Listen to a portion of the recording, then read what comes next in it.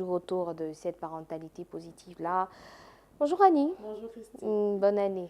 Pareil, bonne et excellente, Année. heureuse, joyeuse année, santé année 2026. Oh là Voilà. là, merci beaucoup. Je retourne le vœu, je te souhaite le meilleur également pour l'année 2026. Merci. Exactement les vœux de ton cœur, je souhaite qu'ils soient exaucés et que cette année te soit lumineuse.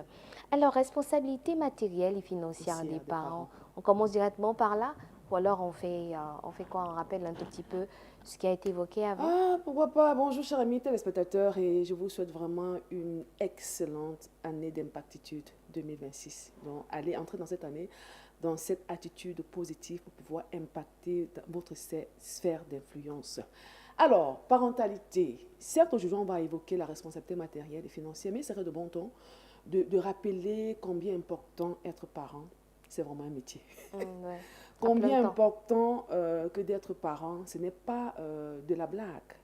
Quand on choisit vraiment de l'être, ça veut dire qu'il y a une lourde responsabilité sur nos épaules parce que les enfants qui viendront ou bien sortiront de nos entrailles n'ont pas demandé à naître, ou bien les enfants que nous acceptons ou bien prenons la décision d'adopter n'ont pas demandé à être adoptés, ou bien les enfants dont nous acceptons la responsabilité de jouer le rôle de parents substituts n'ont pas demandé.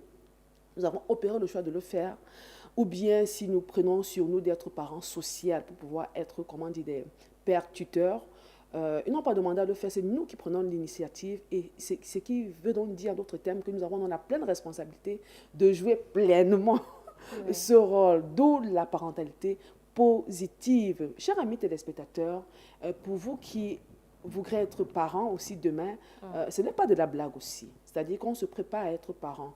Si on le fait vraiment, on va arrêter la saignée de pouvoir faire les enfants à tout va, n'importe comment, et fuir notre responsabilité sans assumer que ce soit nous les parents. Donc, chers amis téléspectateurs, il est très, très important d'intégrer le fait que, en tant que parent, il va faire, comment dire, retrousser les manches pour faire ce qu'il faut. Nous avons vu lundi le 22 la responsabilité psychique et affective et lundi dernier, le 29, nous avons vu la responsabilité. Le mot m'échappe, mais ça va revenir. Bon, nous avons vu la responsabilité sociale et éducative. Éducative. Et aujourd'hui, nous voyons la responsabilité matérielle et financière. Ouais. Chers amis téléspectateurs, parce que les enfants n'ont pas demandé à naître, vous avez l'obligation de tout faire pour mettre à leur disposition de quoi manger. De quoi manger. Ils n'ont pas demandé à naître, vous avez la responsabilité, la pleine responsabilité de les vêtir. D'accord? De répondre vraiment à leurs besoins matériels. Ils n'ont pas demandé à naître la responsabilité de pouvoir mettre à leur disposition de quoi étudier, de quoi aller à l'école, les cahiers, les fournitures qui vont avec pour leur permettre d'avoir une bonne éducation. Ils n'ont pas demandé à naître, vous avez dans la pleine responsabilité de pouvoir, comment dire, répondre à leurs besoins. Si un enfant, pour, comment dire, son développement moteur, il faut par exemple des outils ou bien des jeux éducatifs, il faut mettre cela à leur disposition. Que vous soyez parents biologiques, que vous soyez parents adoptifs, que vous soyez parents de substitution, il est important de le faire. J'aurais un temps m'appesantir sur, avant de revenir sur la question de la responsabilité financière de parents de substitution. Vous savez, quand vous prenez les enfants sous votre aide, que ce soit les parents adoptifs ou bien de substitution, parfois ils ont déjà reçu certaines bases ailleurs.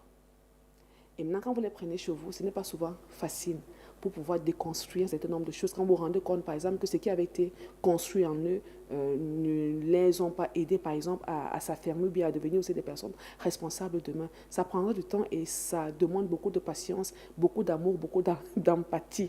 Si un enfant qui a grandi, par exemple, sans la présence d'un père ou bien d'une mère et qu'après peut-être son adolescence, vous les prenez sous votre aile, je vous assure, ça va demander beaucoup de patience. Pourquoi? Parce que pour déconstruire quelque chose, ça prend du temps, jusqu'à ce que l'enfant prenne conscience qu'il faille vraiment changer.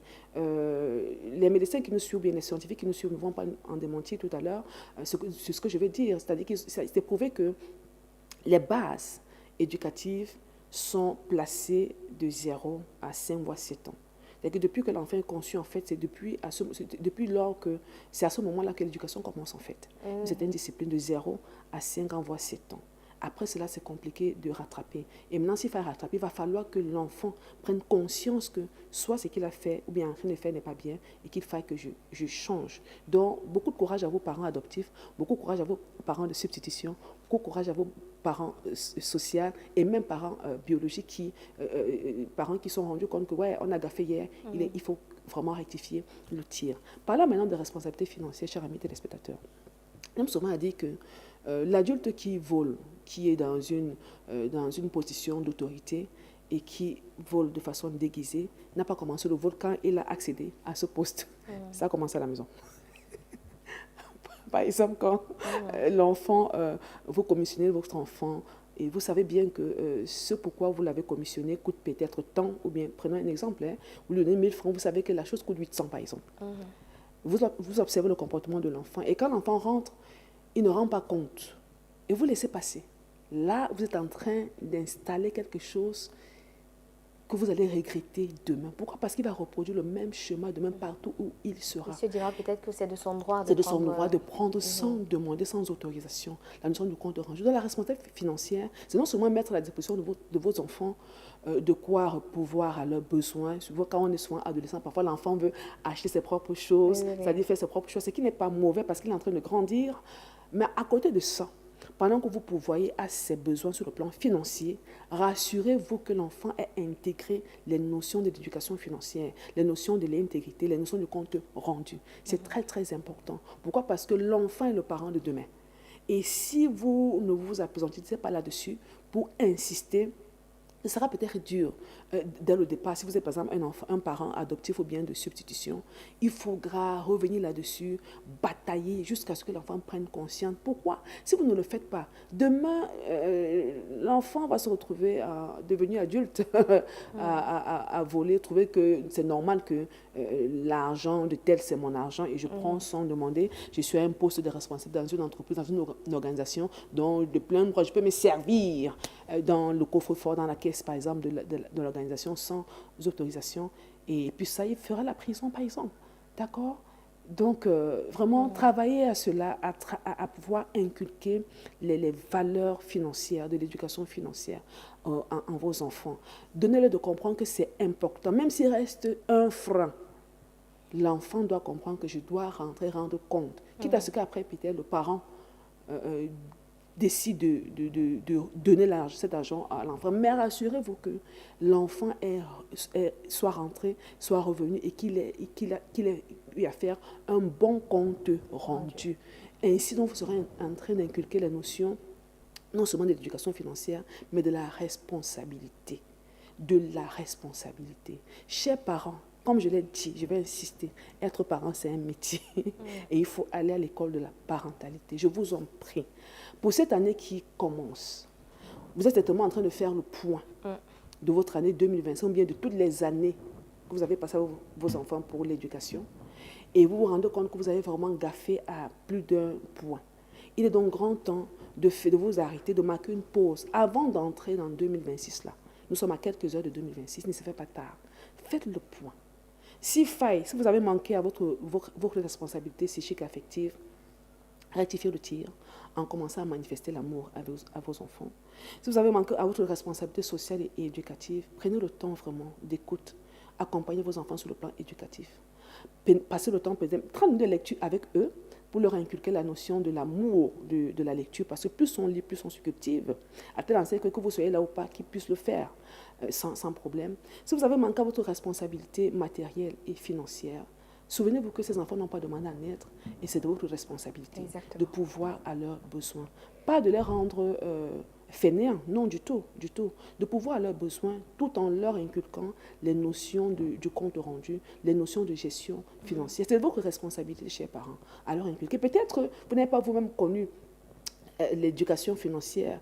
Il ne se fait pas tard, comme j'aime souvent le dire ici, il ne se fait pas tard pour renforcer ses propres capacités. Vous voulez voir vos enfants comment demain, reproduire le même chemin que vous, je ne pense pas. Donc faites vos violences aussi, prenez une éducation, une formation en éducation financière pour pouvoir transmettre ces valeurs à vos enfants. Ils seront eux-mêmes de bons parents demain, ils seront eux-mêmes de bons citoyens demain, ils seront eux-mêmes de bons professionnels, employés demain, ils seront eux-mêmes de bons employeurs si il faille qu'ils deviennent des entrepreneurs qui créent des entreprises. Pourquoi? Parce qu'à la maison, ils vous ont vu faire. À la maison, ils ont appris. C'est à la maison qu'on apprend tout, en fait. À l'école, on nous donne des instructions. Quand on va dans des centres de formation, c'est des instructions. Mais à la maison, l'éducation se passe à la maison, en fait. D'accord, chers amis téléspectateurs. Donc, nous avons pensé à ce thème sur la parentalité pour clôturer en beauté cette année 2025. Pourquoi? Parce que l'enfant est le parent de demain et le parent d'aujourd'hui doit tout faire pour transmettre de bonnes valeurs à ses enfants si on veut avoir une descendance vraiment pérenne, positive, avoir un impact transformationnel et transgénérationnel. Wow. Allez, big up à vous et excellente année 2026, excellente année d'impactitude, chers amis téléspectateurs. Merci beaucoup. C'est moi, Christy. Je crois que là, il n'y avait pas meilleure façon de terminer avec cette émission et avec cette année. Je tiens à rappeler ou alors à préciser à nos téléspectateurs que la prochaine émission, ce sera en 2026, c'est-à-dire lundi prochain, voilà, le 5. Donc demain, ce sera une petite pause. On reviendra sur ce qui aura déjà été fait, pourquoi pas certains moments forts. Donc on reviendra le 5 encore avec ton énergie, cette belle énergie-là. Et il y a encore des thèmes assez un peu plus intéressants même, qui sait. Donc ne manquez pas cela. Merci Annie. C'est moi Christy. Pas que pour aujourd'hui, hein. Merci pour toute l'année. Merci. Quand je sais comment elle a démarré l'aventure, je me dis, bah, on est là aujourd'hui. Et donc, il a permis le Tout-Puissant. Oui. Et tu as été favorable. Merci. Merci. Bonne année. Bonne année.